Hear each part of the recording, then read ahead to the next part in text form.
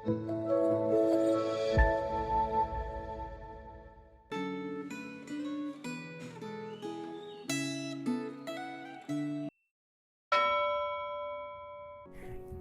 rekan-rekan yang dikasihi Tuhan. Hari ini kita akan kembali melanjutkan perenungan firman Tuhan. Hampir ke bagian akhir kitab Yohanes, dari kitab Yohanes 21 ayat 15 hingga 19. Saya akan bacakan dari ayat ke-15 hingga ayat 17. Gembalakanlah domba-dombaku. Sesudah sarapan, Yesus berkata kepada Simon Petrus, "Simon, anak Yohanes, apakah engkau mengasihi aku lebih daripada mereka ini?" Jawab Petrus kepadanya, "Benar Tuhan, engkau tahu bahwa aku mengasihi engkau." Kata Yesus kepadanya, "Peliharalah anak-anak dombaku." Kata Yesus lagi kepadanya untuk kedua kalinya, "Simon, anak Yohanes, apakah engkau mengasihi aku?" Jawab Petrus kepadanya, "Benar Tuhan, engkau tahu bahwa aku mengasihi engkau." Kata Yesus kepadanya, "Gembalakanlah domba-dombaku." Kata Yesus kepadanya untuk ketiga kalinya, "Simon, anak Yohanes, apakah engkau mengasihi aku?"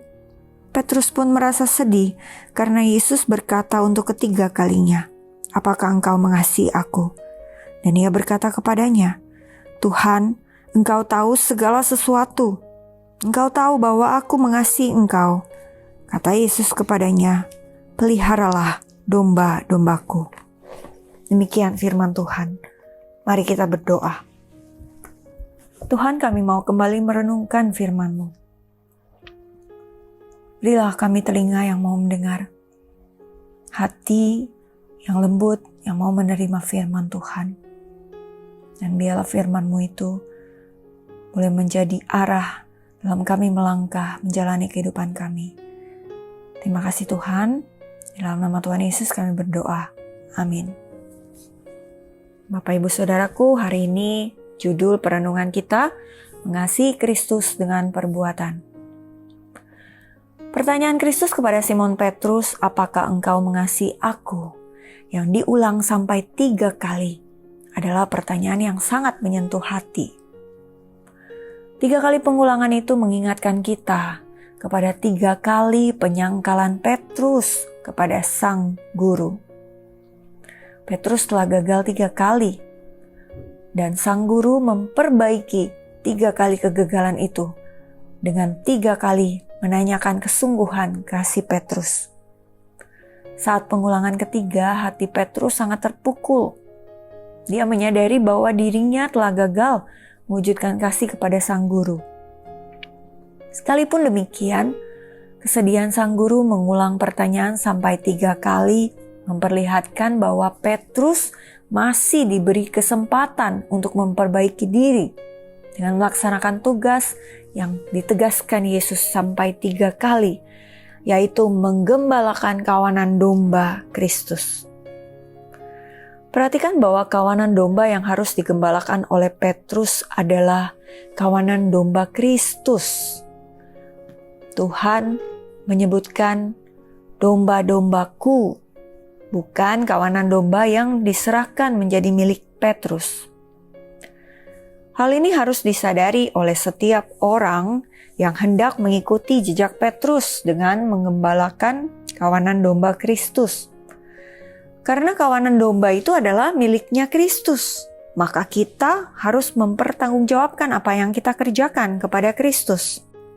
Tugas menggembalakan adalah tugas yang dipercayakan oleh Yesus Kristus, Sang Gembala Agung, kepada murid-muridnya.